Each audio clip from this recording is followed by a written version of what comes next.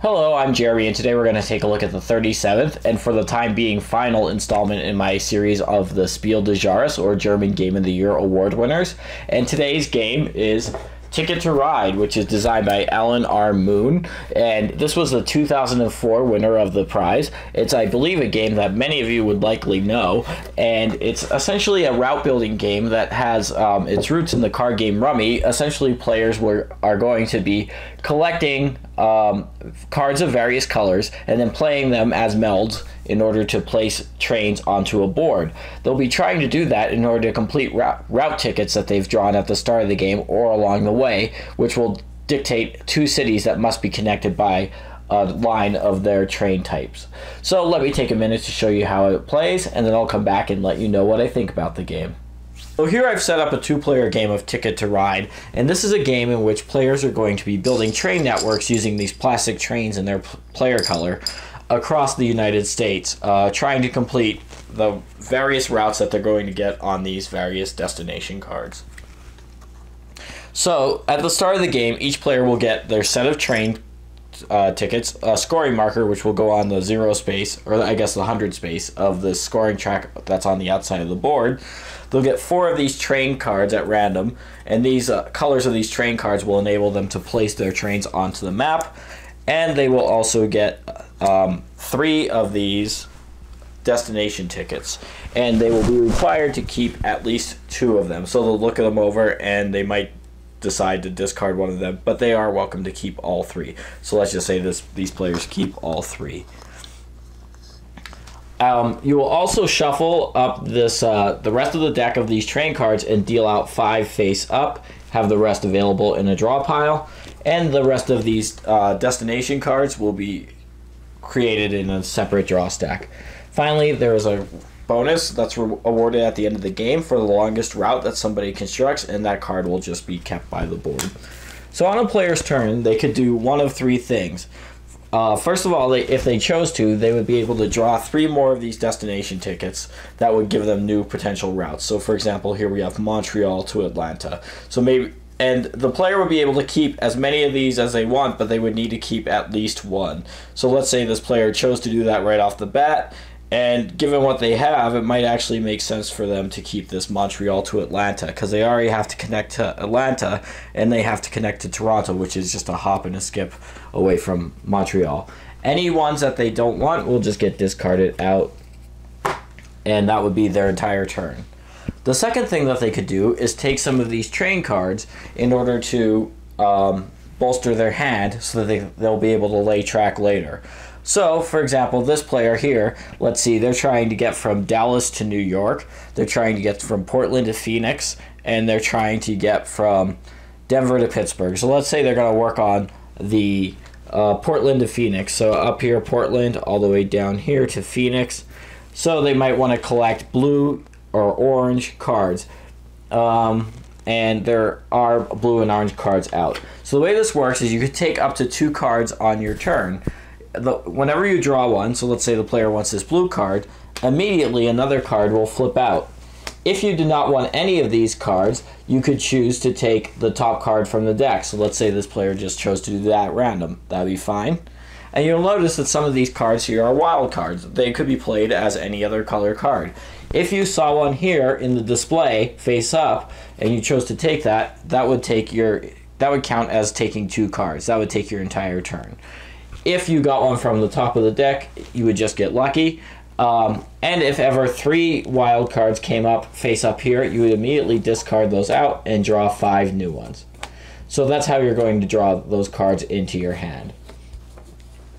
So the third thing that you could do is that you could play these train cards in order to claim a route. So let's see, this player, they're trying to go from Toronto to Miami.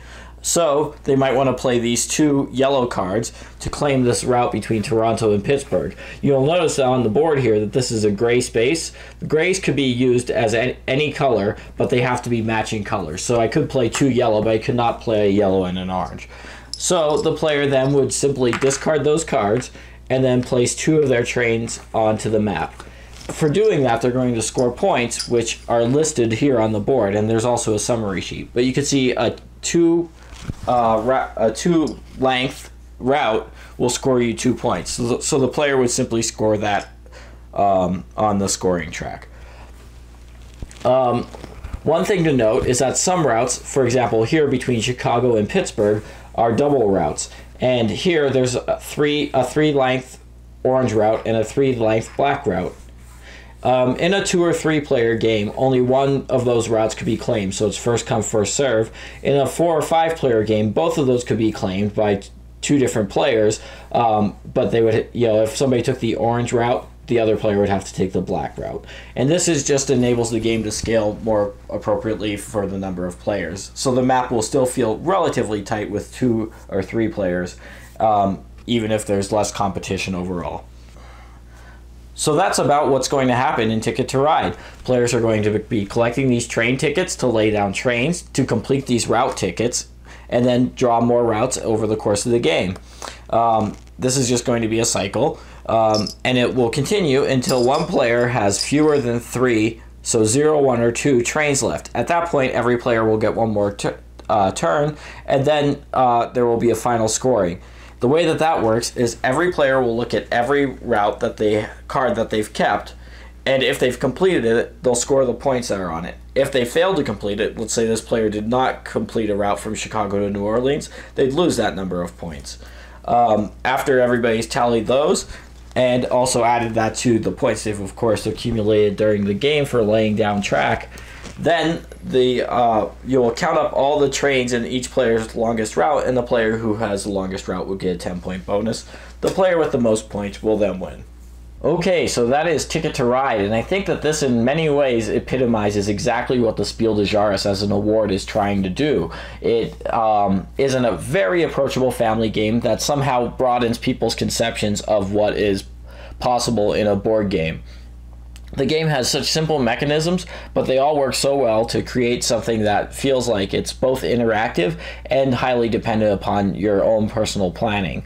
The game, it plays from 2 to 5 players, and it's a really interesting experience at any of those player counts, partially because of the way that the map scales. I will say that with this particular map, because of the way those double routes work, if you're playing with 2 or 4 players, the game is a lot friendlier than if you're playing with 3 or 5 players, simply because that there's more competition in a 3 or 5 player game for the same number of spaces as there would be in a 2 or 4 player game.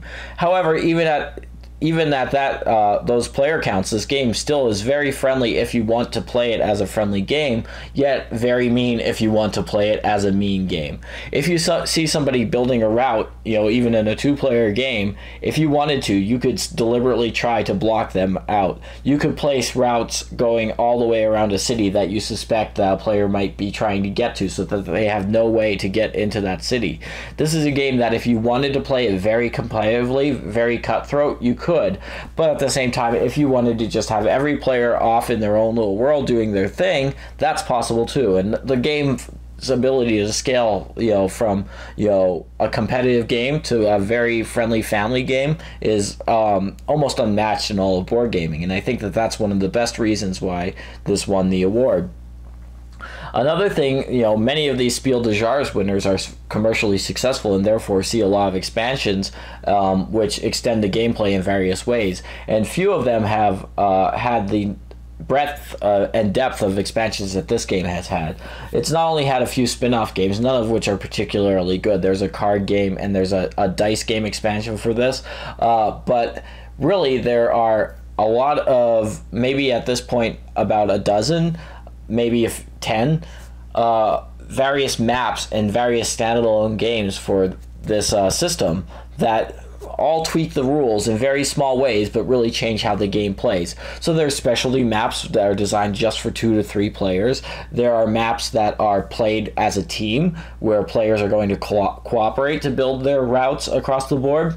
And there are maps that have stocks in them. There are maps that allow you to upgrade your train stations or your train companies over the course of the game. So the game has as a system, I guess I would describe it as, has the ability to just scale to whatever situation you want to play in. And I looked at, I'm not the most diligent person about recording my board game plays. I'm probably pretty inconsistent about doing it, but I did look recently at what was my most played game on my recorded plays on Board Game Geek, and by far, if I combined all the expansions and map packs and whatnot, Ticket to Ride was easily the #1 position. This is a game that I'm happy to play with virtually any group, whether it's the most hardcore gamers or it's the most casual gamers, people who have never played anything beyond Monopoly, and I think that the game works almost equally well with either group. This is, I think, the ultimate gateway game, and the Spiel des Jahres' mission is to find great gateway games that will bring new people into the hobby and extend it.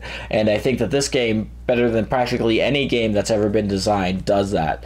So, it's a game that I absolutely love, and it's a game that I'm eager to see what they come out with next as far as the new map expansions. And it's one that, even if they ever came out with another thing, I would be playing indefinitely. So those are my thoughts on Ticket to Ride, and thanks for watching.